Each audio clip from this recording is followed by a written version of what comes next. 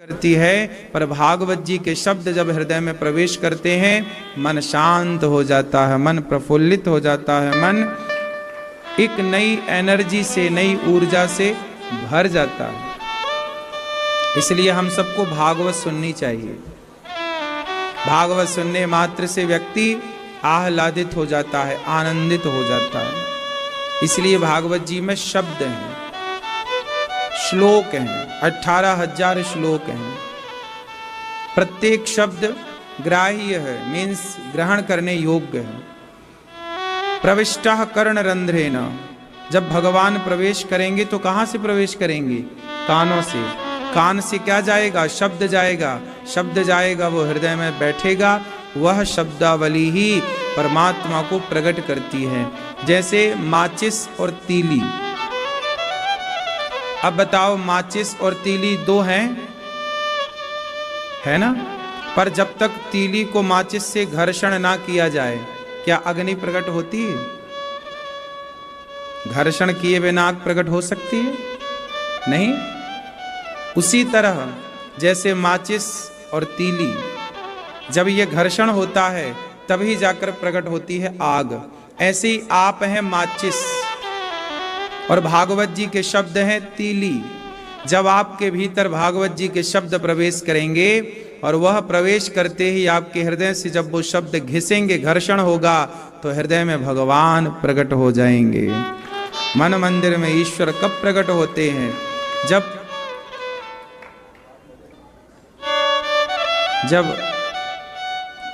कथाओं का सार कानों में प्रवेश करता है। कथाओं का सार सच्चिदानंद रूपाय विश्वोत्पत्त्यादि हेतवे तापत्रय विनाशाय श्री कृष्णाय वयं नुमः। सच्चिदानंद रूपाय, सतचित आनंद। भगवान कैसे हैं? सच्चिदानंद। सतचित आनंद बराबर सच्चिदानंद। भगवान सत्य हैं, चित प्रकाश स्वरूप हैं। अच्छा, भगवान का स्वरूप क्या है? कोई आपसे प्रश्न करे कि भगवान कैसे दिखते हैं? क्यों मैया, कैसे दिखते हैं भगवान? चश्मा वाले भैया, भगवान कैसे दिखते हैं? क्यों, कैसे हैं भगवान? कैसे? हाँ, सच्चिदानंद स्वरूप तो है, पर दिखने में कैसे हैं? भगवान का स्वरूप क्या है? क्या है? क्या स्वरूप होगा ईश्वर का? मैया, कैसे दिखते होंगे भगवान? बताओ।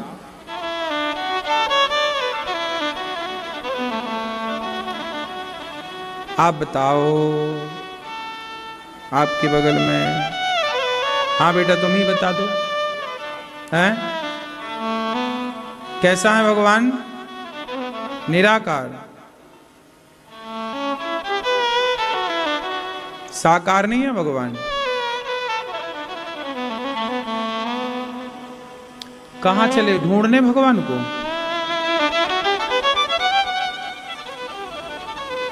अरे पूछा है, ढूंढ के लाने का नहीं बोला।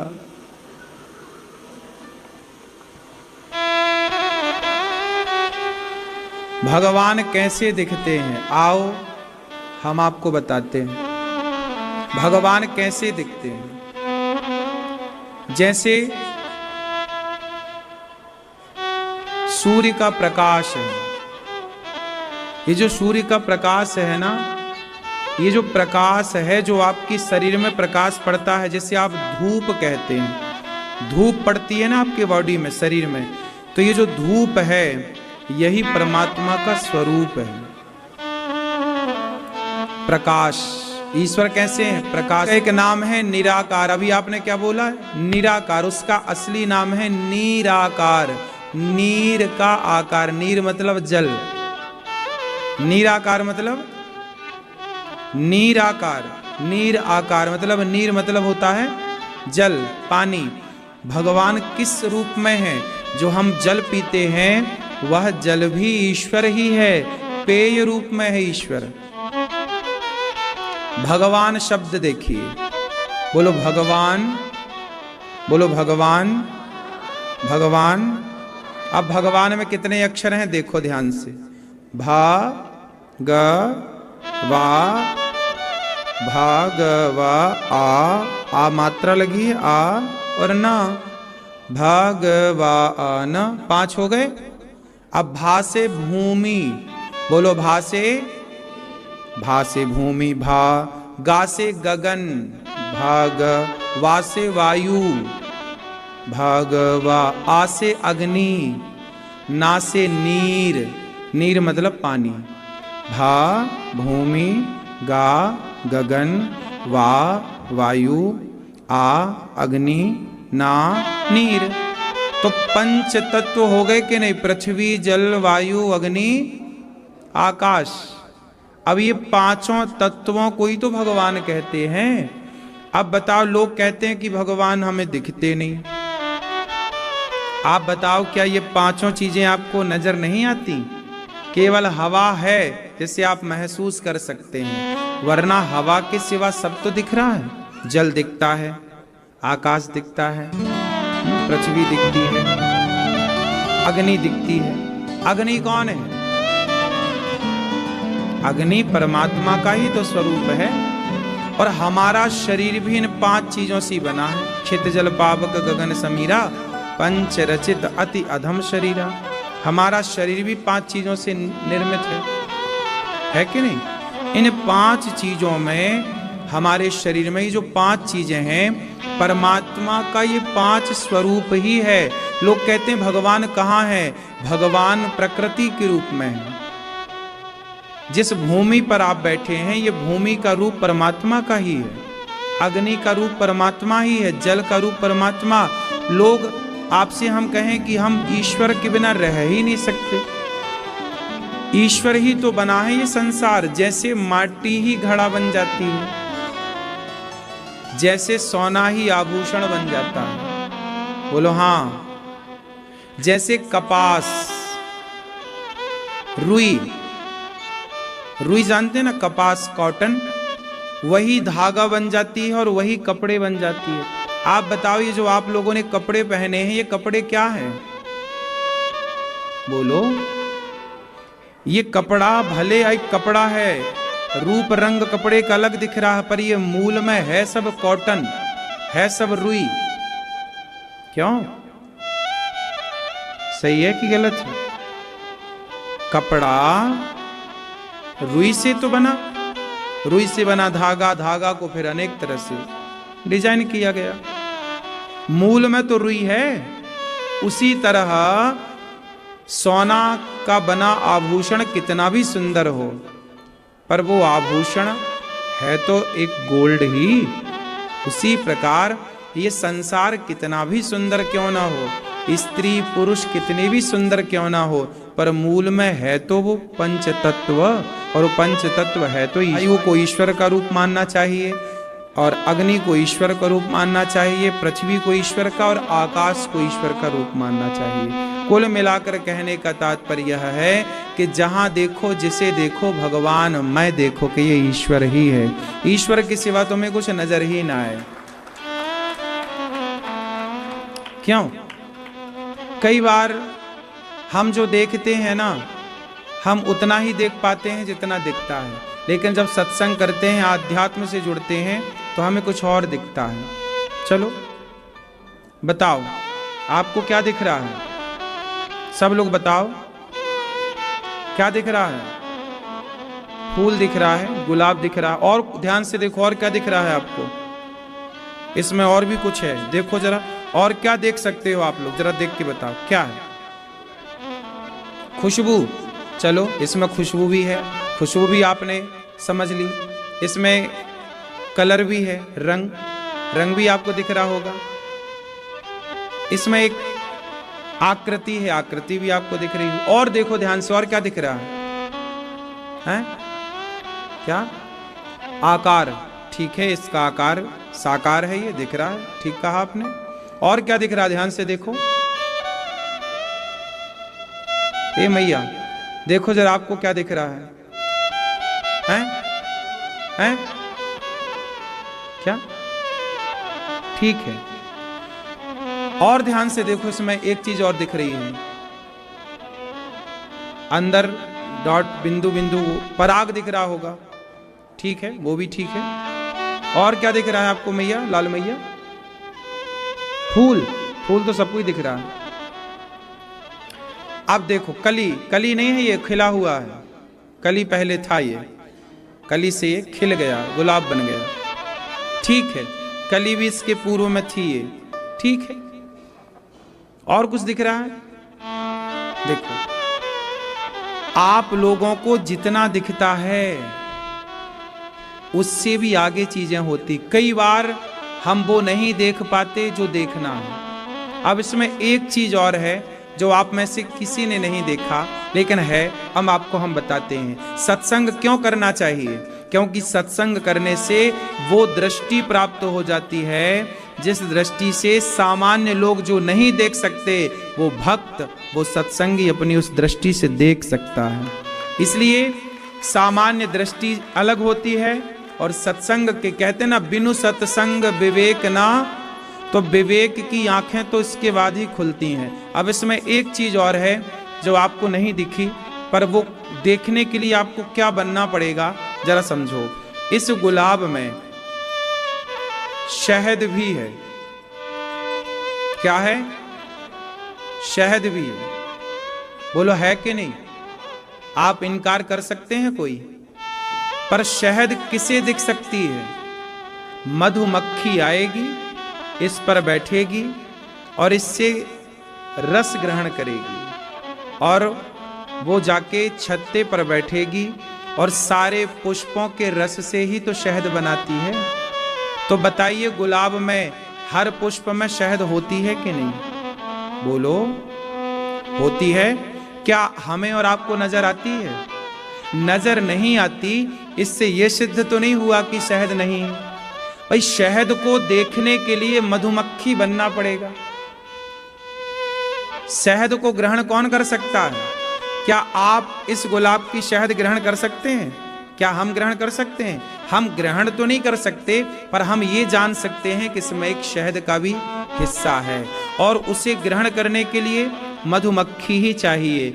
इस गुलाब से शहद को मधुमक्खी ही निकाल सकती है। उसी तरह जैसे इस गुलाब में शहद छिपी हुई है, पर निकालेगा कौन? मधुमक्खी। उसी प्रकार सृष्टि के कण कण में परमात्मा छिपा हुआ है, निकालेगा कौन? कोई भक्त ही निकाल सकता है।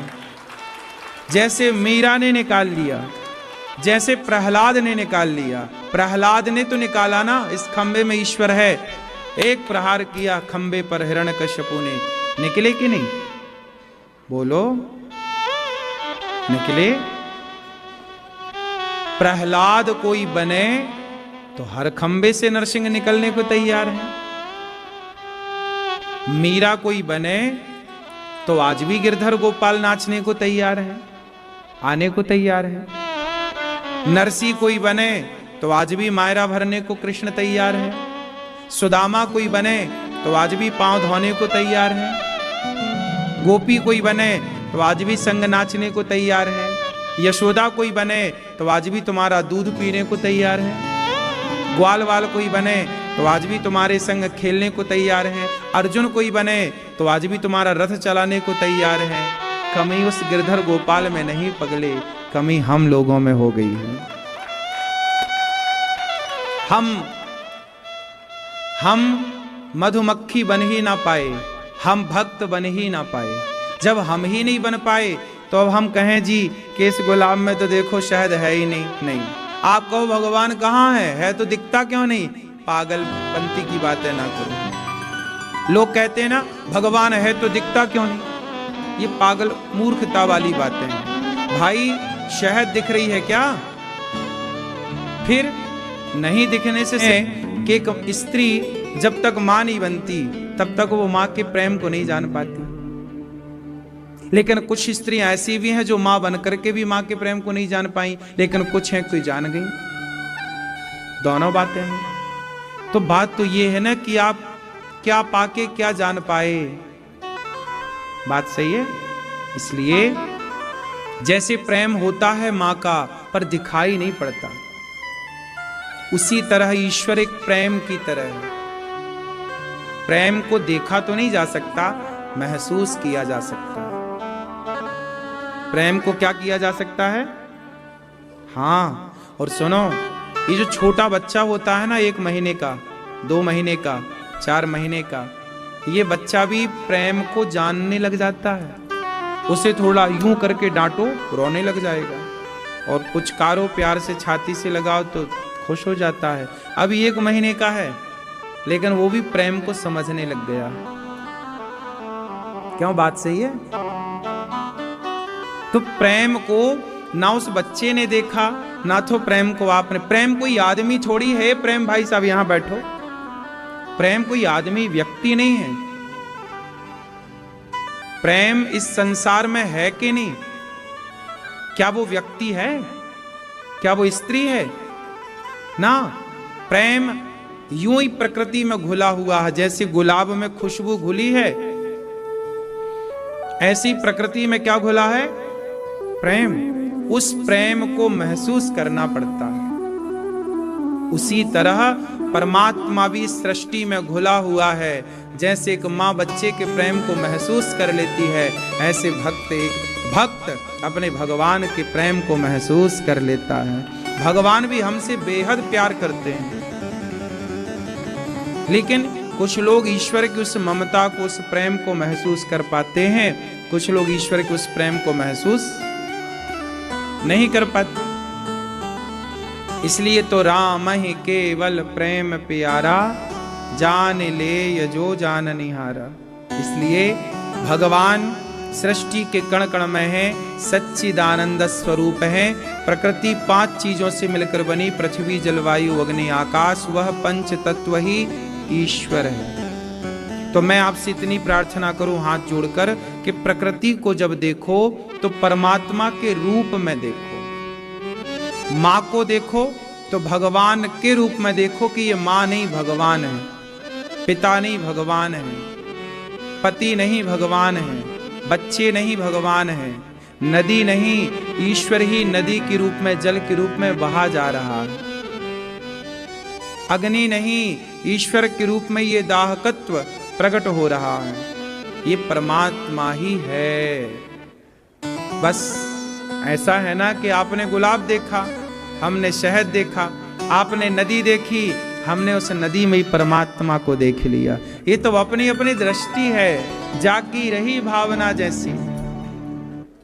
दुर्योधन ने कृष्ण को देखा पर ग्वाले के रूप में, अर्जुन ने कृष्ण को देखा परमात्मा के रूप में। बताओ, कृष्ण को देखा तो दोनों ने था ना।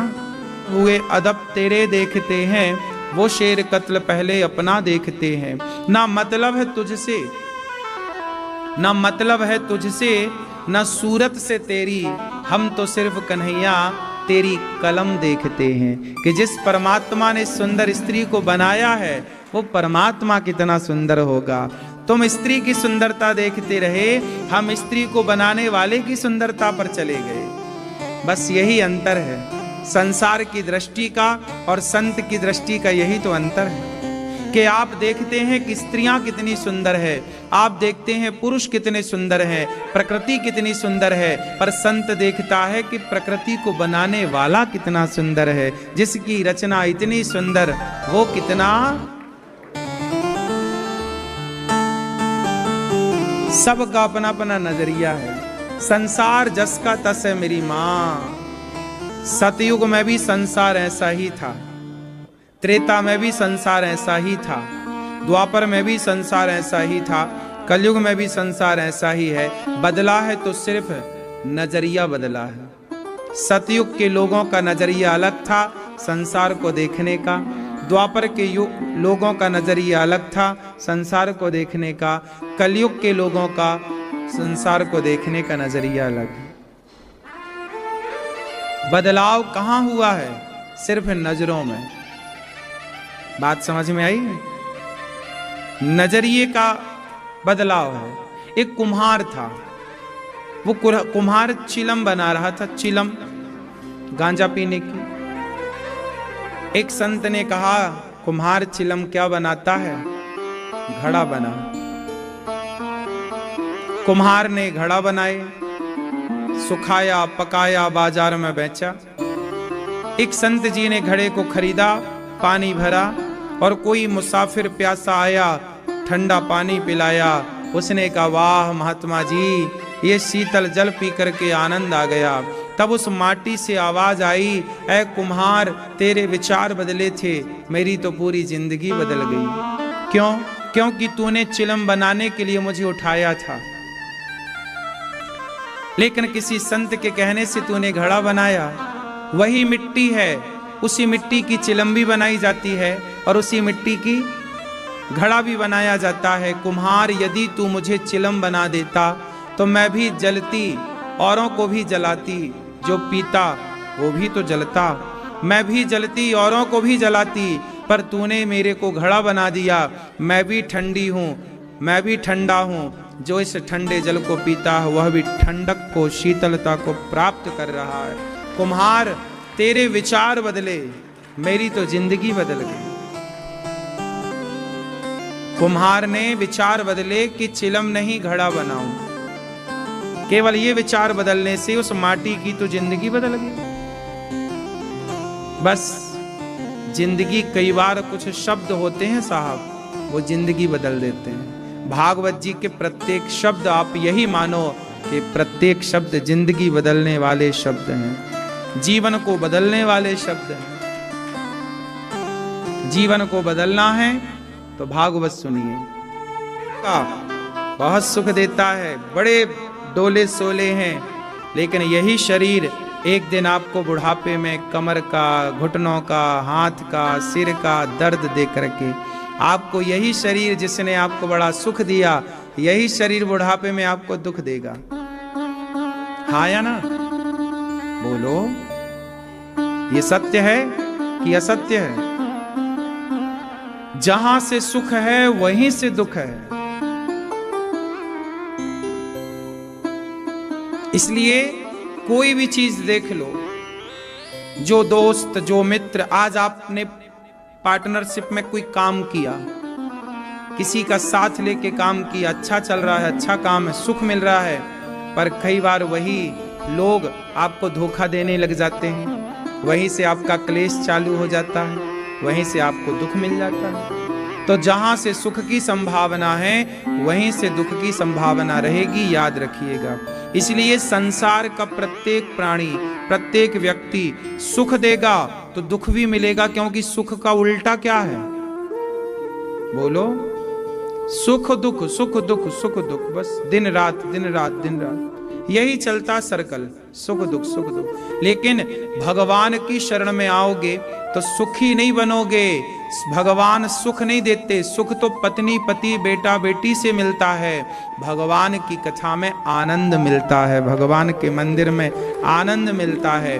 और सुख का उल्टा दुख हो सकता है, लेकिन आनंद का उल्टा क्या है जरा बताओ? बोलो, आनंद का उल्टा क्या है? सुख का तो दुख है, आनंद का क्या है? आनंद का उल्टा नहीं है।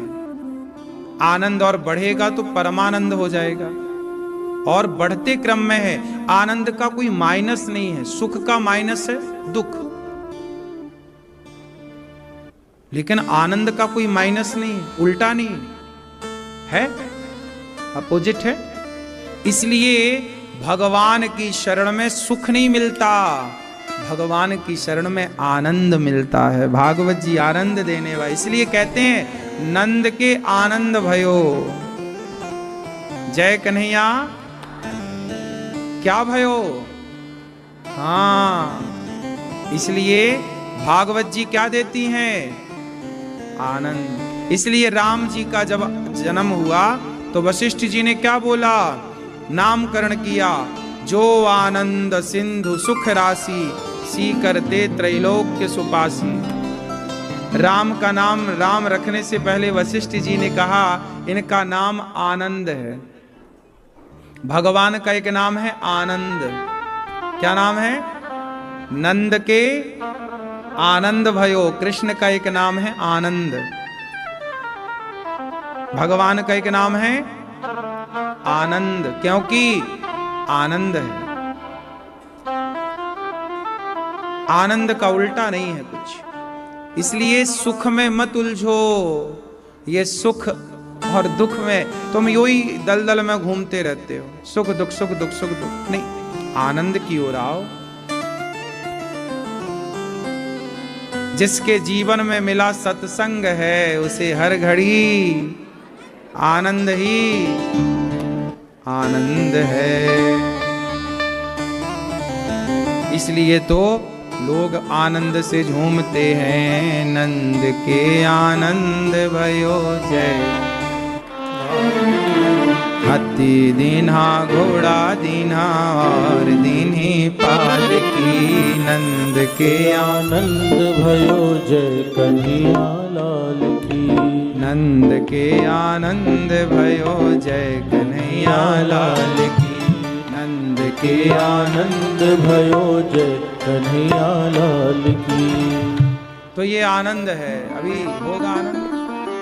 तो भगवान का नाम है सच्चिदानंद रूपाय। भगवान का स्वरूप कैसा है हमने आपसे कहा। जो विश्व की उत्पत्ति पालन संहार करें वो भगवान। भगवान क्या करते हैं? उत्पत्ति, उत्पन्न, पालन, संहार। हमारे दुख होते हैं। कितने प्रकार के दुख हैं आप लोगों के? क्यों? मैया मैया कितने प्रकार के दुख होते हैं? पीली मैया कहां झांक रही हो मेरी मां? अरे यहां वहां ना देखो मेरी मां, कथा सुनो ध्यान से।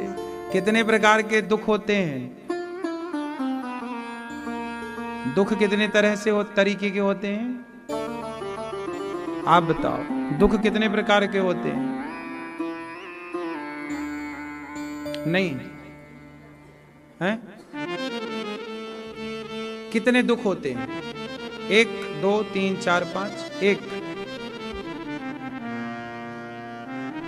मैया कितने दुख होते हैं? बताई जाओ मेरी मां।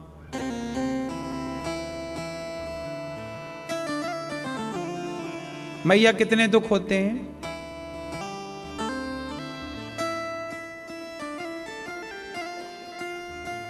दुख होते हैं 3। कितने दुख होते हैं? कौन कौन से? दैहिक, दैविक, भौतिक। दैहिक, दैविक, भौतिक तापा। राम राज्य काहू नहीं व्यापा। कोई तन दुखी, कोई मन दुखी, कोई धन बिन रहत उदास। थोड़े थोड़े सब दुखी, सुखी राम के। 3 प्रकार का दुख है। तन, दैहिक, शारीरिक दुख है। शरीर में पीड़ा है, शारीरिक कष्ट है, ये शारीरिक दुख है। कौन सा दुख है ये? नसों में दर्द है, हड्डी में पीड़ा है, घाव हो गया है, कमर में दर्द है, सिर में दर्द है, बुखार है, कैंसर है, इत्यादि बीमारियां। ये कौन सा दुख है? शारीरिक। ब्लड प्रेशर है, शुगर है, फला है, फला। शारीरिक कष्ट, शारीरिक दुख। दूसरा दुख होता है मानसिक दुख। शरीर में तो दुख नहीं है, पर मन टेंशन में है, चिंताओं में है, तनाव है, चिड़चिड़ापन है, तनाव, मानसिक पीड़ा। आज समाज में शारीरिक दुख कम है, मानसिक दुख ज्यादा है। मन से आदमी मन से संतुष्ट नहीं है, मन से परेशान है। जले तो जलता रहे। कोई आपका पड़ोसी आपके गांव में, क्षेत्र में बड़ा आदमी है, पैसे वाला है, ठीक है भैया, उसने कोई पुण्य किया होगा किसी जन्म में, तो आज उसे मिल रहा है। आज वो घमंड में है, आज वो गलत कर रहा है, उसका फल उसे आगे मिलेगा। पैसा पाके प्रभुता पाए काय मद नाही, पैसा पाके घमंड है, उसका फल भी उसको मिलेगा, माइनस होगा वो, लेकिन अभी तो पिछला भोग ही रहा ना आनंद। इसलिए आपको जलन नहीं रखनी चाहिए। क्यों व्यर्थ में अपना मन जलाओ, क्यों अपना खून जलाओ, खुश रहो। जो व्यक्ति दूसरों की प्रसन्नता को देख के खुशी मनाता है, उसके जीवन में भी खुशियां आती हैं। और जो दूसरों की खुशियां देख के जलता है, भगवान बोले अच्छा तू लायक नहीं है, तुझे प्रसन्नता ही नहीं हो रही है। लक्ष्मी को देख करके प्रसन्नता होनी चाहिए, घमंड नहीं होना चाहिए, ईर्ष्या नहीं होनी चाहिए। ये मानसिक बीमारियां हैं। यदि आप किसी से ईर्ष्या कर रहे हैं, जल रहे हैं, कई लोग तो दूसरों का बिगाड़ने के लिए अपने पैसे भी खर्च कर देते हैं। ले भैया पैसे ले ले, जरा उसका नुकसान करे, जा। तुम्हारी 7 पीढ़ी तक उसका दंड तुम्हारी पीढ़ी को भोगना पड़ता है, समझ रहे हो। बाप का किया गया अच्छा बुरा बच्चे को भी मिलता है। सही है कि गलत है। कुछ चीजें तो बाप का पाप पुण्य बाप भोगता है, बेटे का पाप पुण्य बेटा भोगता, पर कुछ चीजें बाप का बेटा भी भोगता है और उसका पूरी पीढ़ी दर पीढ़ी भोगती है। जैसे आपने गौशाला में आग लगा दी, माना कि आपने किसी गौशाला में आग लगा दी, गौशाला जल गई और गाय जल के मर गई। किसी के घर में आपने आग लगा दिया, किसी का घर जल के राख हो गया। किसी के खेत में आपने आग लगा दी, उसकी फसल जल के राख हो गई। यदि आपने ये अपराध किए हैं, गौशाला जलाने का, घर जलाने का, किसी का खेत जलाने का, ये पाप किया है, तो इस पाप का दंड तुम्हें तो मिलेगा, तुम्हारी पीढ़ी को भी इसका दंड भोगना पड़ता है। ये पाप ऐसे हैं जो क्षमा नहीं होते जल्दी से, कुछ पाप ऐसे हैं जो जल्दी से माफ हो जाते हैं। चलो हमने चोरी कर ली, अच्छा भैया ठीक, अच्छा कोई बात नहीं, आगे मत करना, ये क्षमा है। चोरी कर ली तुमने, ये क्षमा हो जाएगा। तुमने किसी को मार दिया, चलो भैया ये पाप भी क्षमा हो जाएगा, अब ना करना आगे से गलती। लेकिन तुमने किसी गौशाला में आग लगा दी। ये बात भरत जी कह रहे हैं। जब राम वनवास गए ना, तो माता कौशल्या से ये बात भरत जी ने कही। भरत जी आए कान पकड़ के, कौशल्या माँ के सामने बैठे। माँ, कौशल्या माँ को तो ये लग रहा ना, भरत जी को तो ये लग रहा कि मेरे कारण राम जी वनवास चले गए। क्या कई माँ ने यही तो बोला कि भरत को राजा और राम को वनवास, तो भरत जी को लगा कि मेरे कारण राम का वनवास हुआ। तो भरत जी कान पकड़ के कैकेयी कौशल्या माँ के पास, माँ। कौशल्या बोली कौन? राम आ गया क्या? माँ भरत। कौशल्या माँ तो राम के वियोग में रो ही रही, खाना पीना क्या था, अंधकार भरा कमरा। राम जब से गए तब से दिया कहाँ जला किसी के द्वार पर, किसी के घर पर। 14 साल तक अयोध्या में दिया बत्ती नहीं भई। 14 साल तक अयोध्या में किसी के घर बच्चा पैदा नहीं हुआ। 14 साल तक अयोध्या में किसी के घर कोई उत्सव नहीं मनाया। राम के बिना भी कोई प्रकाश है, राम के बिना भी कोई जीवन है। भरत जी गए, राम कौशल्या माँ, माँ क्या हुआ बेटा? भरत आया है, गले लगा लिया कौशल्या, मेरा बेटा भरत आया। माँ, गौशाला जलाने से जो पाप लगता है ना माँ, वो पाप मुझे लग जाए, मुझे। भरत जी बोल रहे हैं। ब्राह्मणों के घर में आग लगाने का जो पाप लगता है ना माँ, झुग्गी झोपड़ियों में आग लगाने का जो पाप लगता है, किसी का घर जलाने का जो पाप लगता है ना माँ, वो मुझे लग जाए। कौशल्या माँ बोली, बेटा भरत ऐसा क्यों कह रहे हो? माँ, मेरे कारण राम जी जलाना है, ये बहुत बड़े पाप हैं, इन पापों से बचना चाहिए। भरत जी कह रहे हैं ये पाप मुझे लग जाए माँ। तब कौशल्या माँ ने कहा, बेटा भरत, मुझे विश्वास है कि तेरे मन में जरा भी खोट नहीं है। बेटा ये तो होनी थी, हो गई, तू ऐसा मत बोल। माँ मैं राम को लेने चित्रकूट जाऊंगा। फिर भरत जी चित्रकूट गए। वो सब भरत जी की पावन चर्चा आप जानते हैं। मैंने तो केवल आपको इस बात की ओर आपका ध्यान आकर्षित करना था कि देखो कुछ पाप ऐसे हैं जो पाप क्षमा नहीं होते, पीढ़ी को भी भोगने पड़ते हैं। इसलिए तुम मानसिक तनाव ना पालो। कोई बड़ा बन रहा है, कोई सफल बन रहा, तुम भी मेहनत करो, तुम्हारे भी 2 हाथ पांव हैं, तुम्हारे लिए भी तो संसार खुला हुआ है, तुम भी तरक्की करो। आज वो तरक्की कर गया तो जलते क्यों हो? तुम भी कर लो ना तरक्की। तुम्हारे पांव में बेड़ियां किसने डाली हैं? तुम्हारे हाथ में जंजीर किसने पहना दी? करो, तुम्हारे लिए भी तो संसार खुला है। जाओ मेहनत करो। जलने से क्या पाओगे? ईर्ष्या से क्या पाओगे? इसलिए तरक्की करो, दूसरों का नुकसान ना करो। जो दूसरों का कुछ बिगाड़ता है ना, उसका फिर कभी बनता नहीं है साहब। ये कर्म भूमि है, यहां का किया भोगना पड़ता है। मानो ना मानो, मैं किसी के साथ बुरा करूंगा तो मेरे साथ बुरा होगा, मैं किसी के साथ भला करूंगा मेरे साथ भला होगा।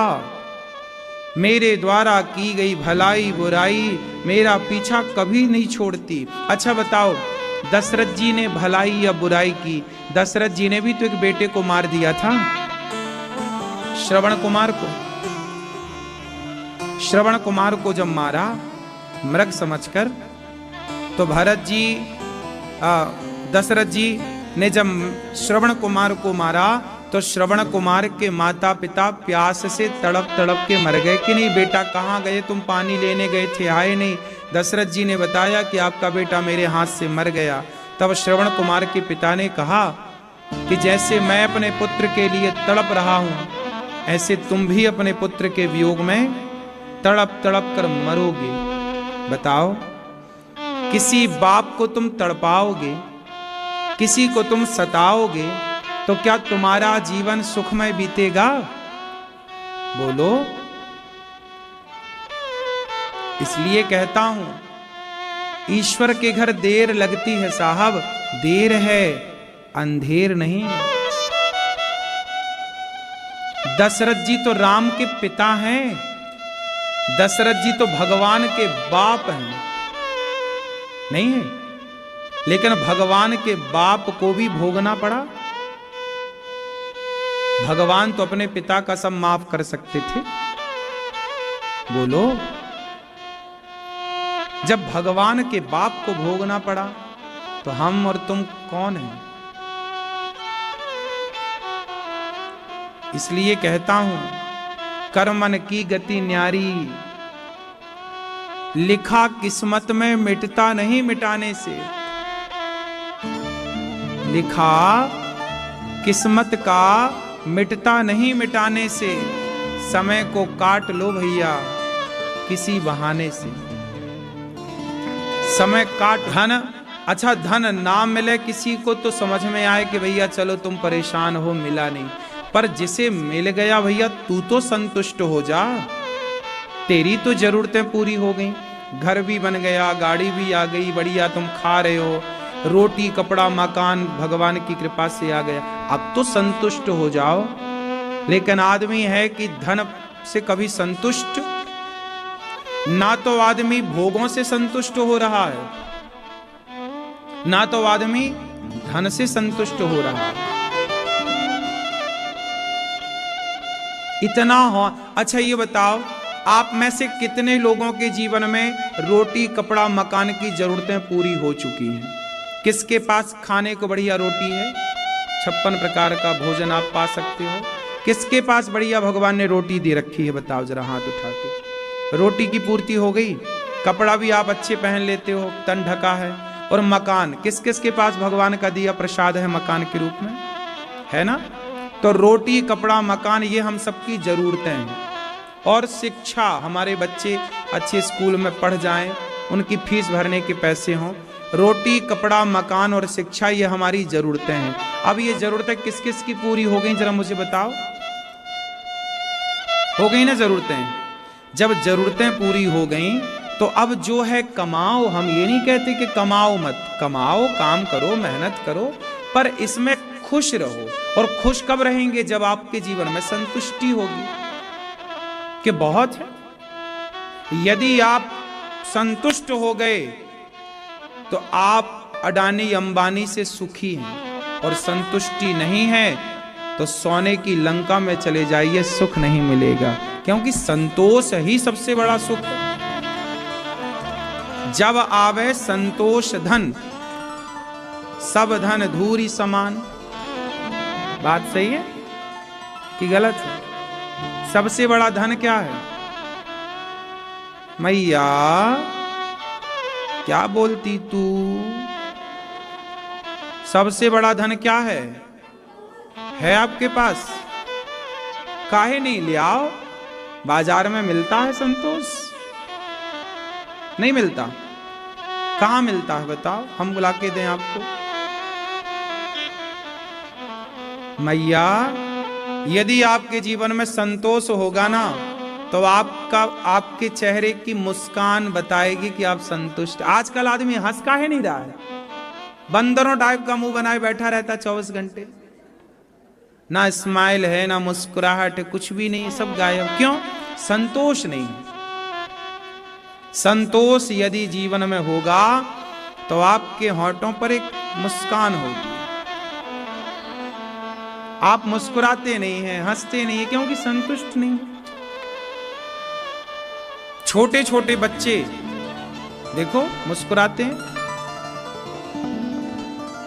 हंसते हैं। बच्चे बिस्तर पर लेटे लेटे सोते सोते भी मुस्कुराते हैं। संतोष, संतुष्टि व्यक्ति को बहुत आगे ले जाती है।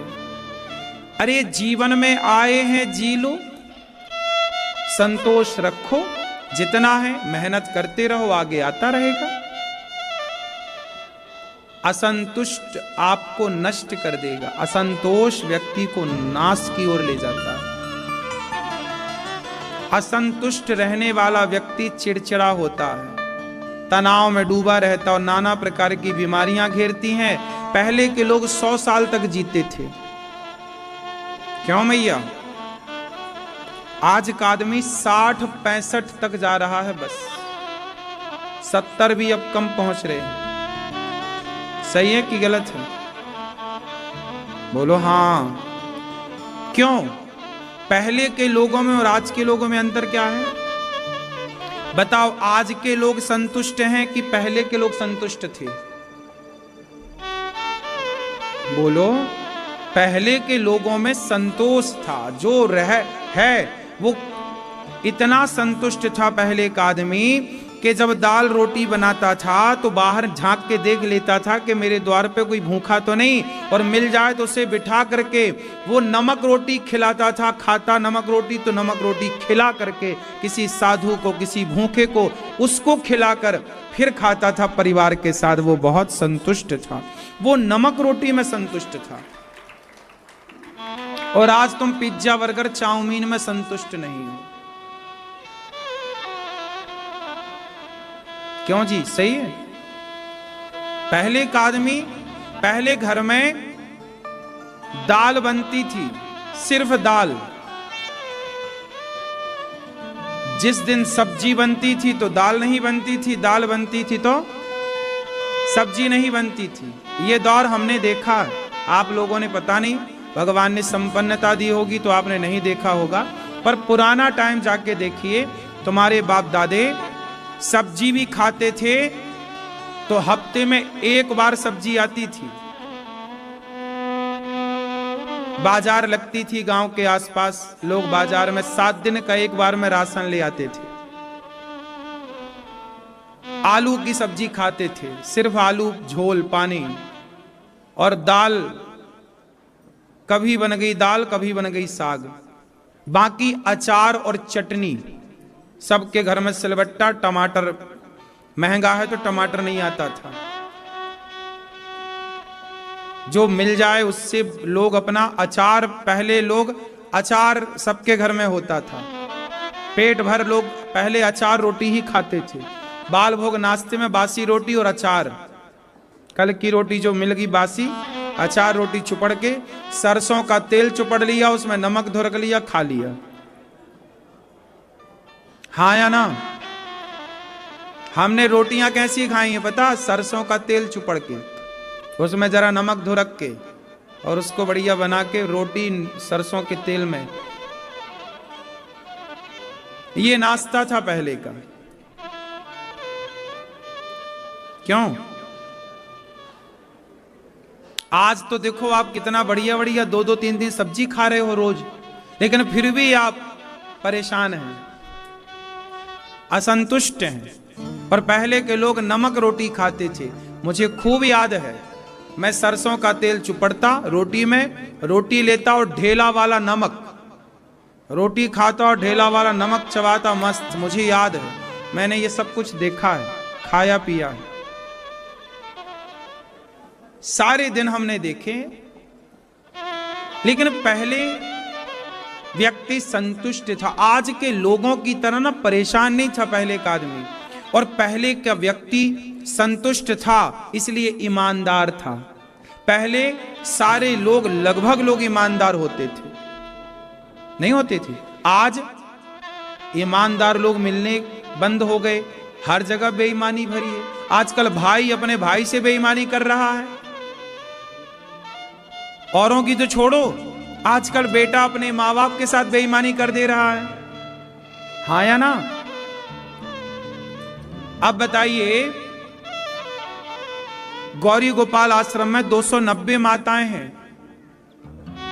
बेटा अपनी मां को छोड़ के चला जाता है, बेटियां अपनी मां को लेके आती हैं। अब बताओ, ये बेटी और ये बेटा बेईमान है कि नहीं? ईमानदार होते तो तुम अपने मां बाप की सेवा ना करते। जब मां की संपत्ति तुमने ले ली, माँ बाप ने तुम्हें बचपन में तेल मालिश करके तुम्हारी हड्डियां मजबूत की, और अब उस माँ को तुम बुढ़ापे में छोड़ रहे हो। ईमानदार होते तो माँ को सोने के लिए और खाने के लिए रोटी कितनी चाहिए, जगह कितनी चाहिए, तुम कैसे कैसे करके अपने माँ को भी रखते ना, सेवा करते। तुम बेईमान थे, इसलिए तुमने अपनी माँ को घर से निकाल दिया। ईमानदार होते तो माँ की सेवा करते। इसलिए कहता हूं, ईमानदार बनो। पहले के लोग ईमानदार थे, पहले के लोग अपने माँ बाप का खूब ख्याल रखते थे। क्यों? पहले के जमाने में आदमी अपनी पत्नी के सिवा पराई औरत को देखना पाप समझता था। पहले के लोगों के अंदर ये भावनाएं थी कि मैं किसी और को देख रहा हूं मतलब ये पाप है। आजकल का आदमी पाप को तो भज ही नहीं रहा है। आजकल का आदमी कहता हम तो ब्रह्मा को नहीं डरते, लेकिन पहले का आदमी डरता था। पहले के आदमी में डर था, गलत करने से डरता था। पहले का आदमी झूठ बोलने से डरता था। हाँ या ना? पहले का आदमी पराई औरत को देखने से डरता था। डरता किसके लिए था? ये पाप है। वो जानता था कि पाप की परिभाषा क्या है, वो जानता था कि पुण्य की परिभाषा क्या है। आजकल का आदमी नहीं जानता कि पाप पुण्य क्या है। उसे लगता है कि जो हम कर रहे हैं सब सही है। पहले का आदमी पाप करने से, झूठ बोलने से डरता था। हाँ या ना? पहले का आदमी सत्य के राह पर चलता था। देखो ना, आपने मुंशी प्रेमचंद्र जी की एक कहानी पढ़ी हो, पंच परमेश्वर। मुंशी प्रेमचंद्र जी ने उस जमाने की कहानी लिखी। पहले कोर्ट कचहरी नहीं हुआ करती थी, तो न्याय कहां होता था? जैसे आपके गांव में कोई विवाद हुआ, जमीन का, भाई भाई का, फला फला फला, तो गांव के लोग बैठते थे पंचायत में, उसे कहते थे पंच परमेश्वर। कौन बैठता था? गांव के बड़े लोग बैठते थे, 5 लोग बैठते थे, या 5 गांव के लोग आकर के बैठते थे, उसकी बातें सुनते थे कि भाई तुम्हारा मसला क्या, मैं नहीं दूंगा। लेकिन वहां पर अलगू चौधरी सही थे, उस पर जो आरोप लगाए गए वो गलत थे। लेकिन जब वहां पर उस गद्दी पर बैठे तो वहां पर उसने भी फैसला अलगू चौधरी के पक्ष में ही किया, मतलब सत्य के पक्ष में। वो चाह करके भी झूठ ना बोल पाया, वो जानता था कि मुझे इसके पक्ष में फैसला नहीं करना, क्योंकि इसने मेरे पक्ष में नहीं किया था। भाई तू गलत था तो तेरे पक्ष में नहीं हुआ, आज तू पंच परमेश्वर बना बैठा है। तो वहां पर सोचिए कि जो व्यक्ति ये चाह करके बैठता था कि मैं इसके साथ फैसला इसके पक्ष में नहीं करूंगा, मतलब पहले का व्यक्ति इतना ईमानदार था कि उस हाथ काट के जंगल में छोड़ दो इन लोगों को जहां शेर वेर रहते हैं, शेर का पेट भरेगा मस्त। और का जनसंख्या इन हाथ कटे लोगों को फिर खवाए कौन, मूर्खों को, ये भार और बढ़ जाएगा। जंगल में छोड़ो, शेर खा के अपना पेट भरेगा। सीधा न्याय। हमें जनसंख्या इतनी बढ़ काहे रही है? अरे सिस्टम से चलो, अभी जनसंख्या नियंत्रण हो जाएगी। गलत काम करने वाले को सीधे भेज दो, सीधा मृत्यु दंड हो, मृत्यु दंड बढ़ जाएगा, अपने आप जनसंख्या नियंत्रण हो जाएगी और क्राइम बिल्कुल जीरो हो जाएगा। फिर ताला खरीदने की जरूरत नहीं, आप खुला छोड़ो, क्या मजाल कोई चुराए। क्यों मेरी मां, बात सही है कि गलत है? भाई भाई का धन हड़प लेता है, जो भाई जिसका हड़पा उस भाई को सीधा उल्टा लटका के मिर्ची का धुआं दो, नालायक भाई का खाएगा। सीधा छोड़ दो उसको जंगल में, शेर भोजन करेगा। फिर देखो कोई भाई भाई के साथ अपराध कर ले भला। न्याय व्यवस्था ठीक नहीं है साहब, वरना मैं सुधार दूं एक दिन में। एक महीने के अंदर भारत की व्यवस्था ऐसी हो जाए कि आदमी जंग दिन में जाए, रात के जाए, लड़की जाए, लड़का जाए, क्या मजाल कोई देख ले, देखे तो सालों की आंखें फोड़ दूं और सीधा शेर पालूं बड़े जंगल में, और शेर को हिरण का मांस नहीं, फिर उसको तेरी खाएगा नालायक, यदि तू गलती करेगा तो। ऐसा डर हो जाए ना समाज में, क्राइम ना करे कोई। क्यों जी? भय बिनु हो ही न प्रीत, बिनय न मानत जलधि जल गए 3 दिन बीत। बिना भय के सिस्टम नहीं चलता। ये सरकारें, इनको सरकार चलानी आ नहीं रही है, चला रहे हैं, ठीक है, आप लोगों ने बना दिया है। ऐसे थोड़ा चलता था राज्य। पहले राम राजा थे, राम राजा थे तो कैसे चलता था देश? राम ऐसे राजा थे कि राजा बनने के पहले वो शबरी तक पहुंच जाते थे, बंदर भालुओं तक पहुंच जाते थे। वाल्मीकि रामायण में एक उपाख्यान आता है, राम न्याय कैसे करते हैं। एक बार क्या हुआ, राम राजा हैं, देखो राम राज्य की कल्पना। राम के राज्य में कभी बाप के सामने बेटा नहीं मरा। राम के राज्य में कभी बाप के सामने बेटा नहीं मरा। यदि बाप के आगे बेटा मर जाए, समझ लो कि राजा पापी है। जिस देश में बाप के आगे बेटा मर जाए, समझ लो वो राजा पापी है, पापी राजा है। इसलिए बेटा मर गया, बाप जिंदा है। वरना राम के राज्य में कभी बाप के आगे बेटा नहीं मरता।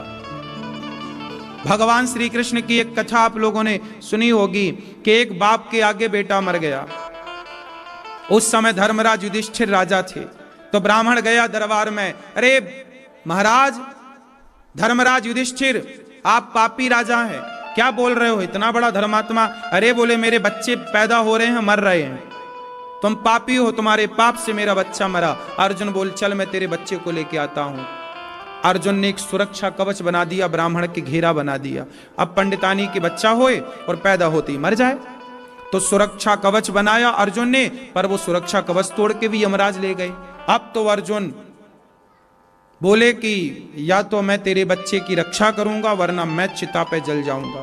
पर बच्चे की रक्षा हुई नहीं, पंडित जी के बच्चा हुआ, फिर मर गया। अब तो भैया लो, ब्राह्मण फिर बोला, ले अर्जुन, बड़ा तू गांडीवधारी, देख मेरे बच्चे को बचा ना पाया, पापी है यहां का राजा, इसलिए मेरा बच्चा मर गया। अर्जुन बोले, मैं हार गया, चिता बनाई, प्रण लिया था कि तेरे बच्चे को बचाऊंगा, वरना मैं मर जाऊंगा। तो चिता पे जाने लगे। तब भगवान श्री कृष्ण आए। भगवान श्री कृष्ण ने उस समय अर्जुन को ले जा करके सबका, पूरे ब्रह्मांड, सातों लोकों का, अतल सुतल वितल तलातल रसातल महातल पाताल भूर भुवा स्वा, सारे लोकों का दर्शन कराया। भगवान नारायण का दर्शन कराया भगवान कृष्ण ने। और कृष्ण को अब जाना अर्जुन ने कि यही पूर्ण नारायण है। तब उस ब्राह्मण के बच्चे लेकर के भगवान लेकर के आए, वापस किए और ये समाज को मैसेज दिया कि यदि बेटा मर रहा है तो राजा पापी है। दूसरा, राम के राज्य में कभी कोई बीमार नहीं पड़ता था। राम के राज्य में इतना धर्म था, इतना पुण्य था कि कभी बाप के आगे बेटा नहीं मरता था और कभी वहां कभी पत्नियां विधवा नहीं होती थी, पत्नी के आगे पति नहीं मरता था, सुहागन ही जाती थी स्त्रियां। अब राम के न्याय का तीसरा चरण देखिए। वाल्मीकि रामायण में कुत्ते का प्रसंग है कि जब राम राजा बने तो एक कुत्ता था, उस कुत्ते को ना एक भिखारी ने डंडे से मार दिया या पत्थर से मार दिया।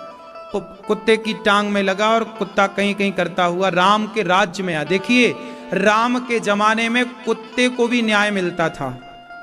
किसको न्याय मिलता था? कुत्ता आया, राम जी ये भिखारी ने देखो मेरी टांग में मार दिया, मैंने कोई अपराध नहीं किया, न्याय करो। राम जी ने भिखारी को बुलाया, क्यों तुमने इसको मारा? अरे महाराज जी मैं भिक्षा मांग रहा था, ये भौंक रहा था, भाव भाव भाव। तो कुत्ता बोला कि मेरा स्वभाव भौंकने का, मैं नहीं भौंकूंगा, तू भौंकेगा। मैंने तुझे काटा?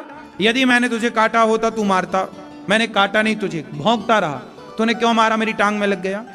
अब राम जी बोले कुत्ता तू ही बता इसे क्या दंड दें। राम जी बोले क्या दंड दें? कुत्ता बोला इसे फलानी जगह का नेता बना दो। नेता? राम जी बोले तूने तो इसकी पदवी बढ़ा दी, तो आज भिखारी है, अब तो नेता बन के माल छानेगा।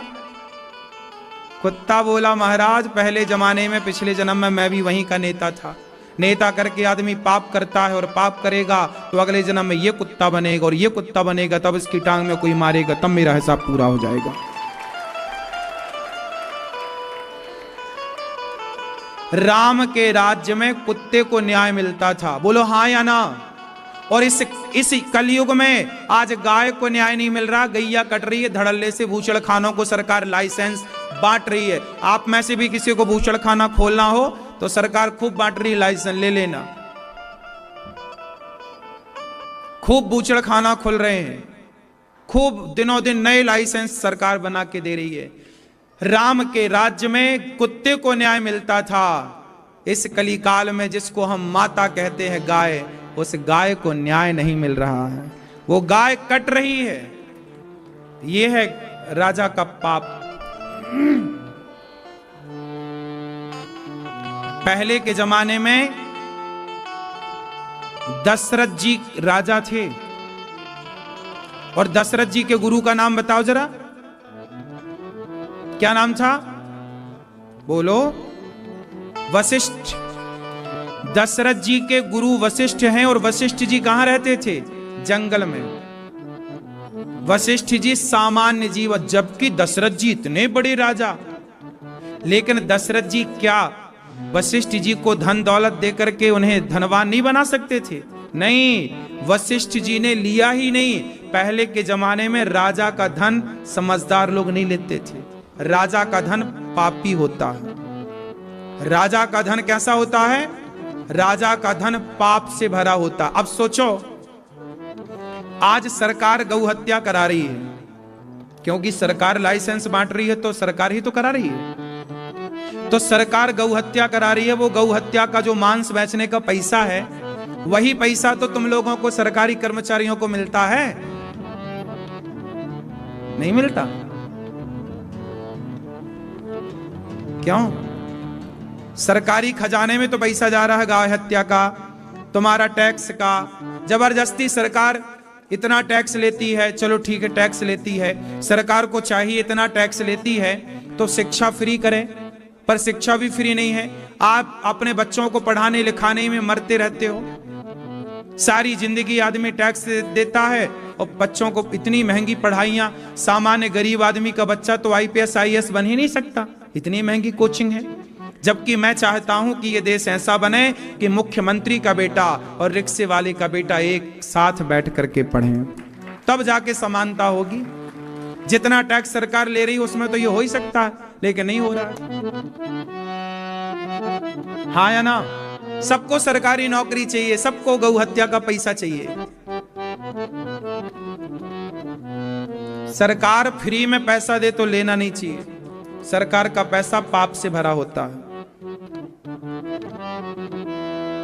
नहीं भरा। पुण्यात्मा राजा होए तो पुण्यात्मा राजा ठीक है, पर गौ हत्या करने वाले। हमारे देश में फ्री क्या होना चाहिए? शिक्षा फ्री होना चाहिए कि नहीं? ऐसी स्थिति हो कि मुख्यमंत्री का बेटा और रिक्शे वाले का बड़ा एक साथ पढ़े। ऐसे कितने लोग ऐसा भारत देखना चाहते हैं? ऐसा भारत, समानता। अभी कहते हैं समानता का अधिकार। अरे समानता का अधिकार कहने से ना होगा, करो ना समानता, कि हम सब एक साथ बैठ के पढ़ें। अब नेताओं का बेटा विदेश में पढ़ता है, एक भी नेता का बेटा भारत में नहीं पढ़ता। आप देख, लगभग नेता, अधिकांश सब नेताओं के बेटे लंदन में पढ़ रहे हैं, अमेरिका में पढ़ रहे हैं। बोलो हाँ। और तुम्हारे बच्चे सरकारी स्कूल में पढ़ रहे हैं, जिस सरकारी स्कूल में कोई पढ़ाने की कोई जिम्मेदारी ही नहीं है। इसलिए शिक्षा फ्री होनी चाहिए, स्वास्थ्य फ्री होना चाहिए। आजकल आदमी की बीमारी में पैसा लग जाता है। आपको पता है अमेरिका तरक्की क्यों कर गया, लंदन तरक्की क्यों कर गया? सबको लंदन अमेरिका की तरह बनना है, तो अमेरिका लंदन में क्या चलता है वो जरा सुनो। अमेरिका लंदन में, मैं लंदन कथा करने गया, मैं वहां का पूरा सब देख के आया सिस्टम। लंदन में कोई भी हो, चाहे मुख्यमंत्री हो, प्रधानमंत्री हो, सांसद हो या रिक्शे वाला, सबके बच्चे एक स्कूल में पढ़ते हैं। वहां कोई प्राइवेटीकरण है ही नहीं। लंदन में सारे स्कूल 99.99% स्कूल सरकारी हैं, वहां कोई प्राइवेटीकरण नहीं।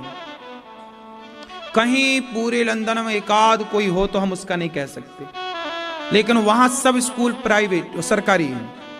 और सरकारी स्कूलों की शिक्षा टॉप, कोई शिक्षा का भेद नहीं है। दूसरा, वहां पर कोई भी प्राइवेट हॉस्पिटल नहीं है, ना के बराबर। एक आध दो हो तो हम नहीं कह सकते। पूरे लंदन में, पूरे इंग्लैंड में सारे हॉस्पिटल कैसे हैं? सरकारी।